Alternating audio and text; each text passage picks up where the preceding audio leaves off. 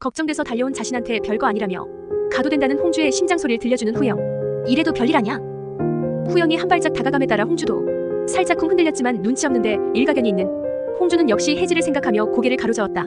그리고 자기는 미국에서 온 후영과 다르게 보수적이라며 끼부리는 거 자제해달라 부탁한다.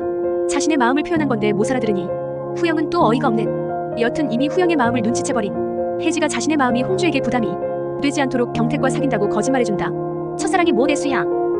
눈치 없는 홍주 때문에 소가리를 하던 후영은 든든한 아군의 등장에 미소 지었다.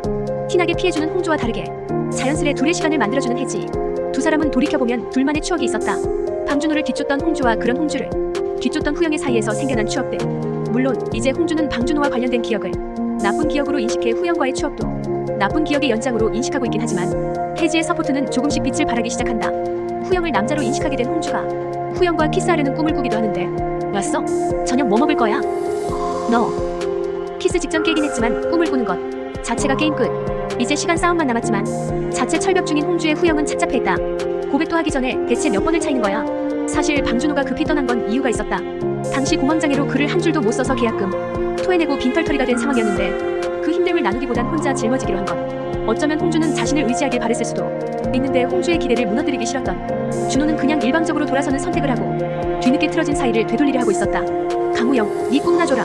준호는 홍주가 애니메이션 감독이 된 것이 자신의 작품을 애니화하고 싶어서라고 굳게 믿고 있었는데 그 꿈의 시작은 강우영이었다.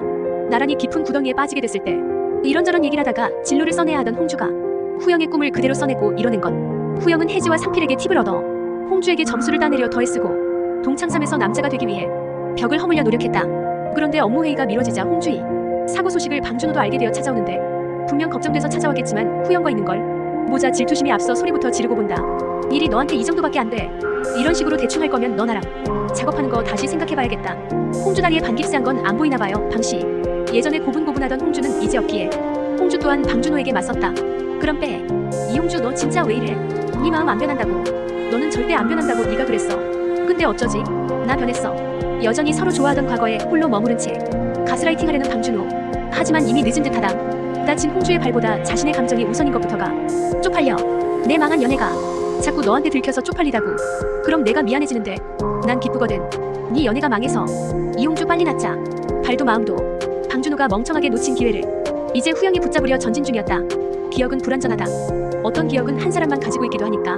사실 후영 혼자서만 쭉 첫사랑을 유지해온 것 같았지만 10년 전 구덩이에 함께 빠졌던 날 자신의 어깨에 기대어 잠든 후영의 모습에 홍주의 마음이 두근거렸던 적이 있었었다.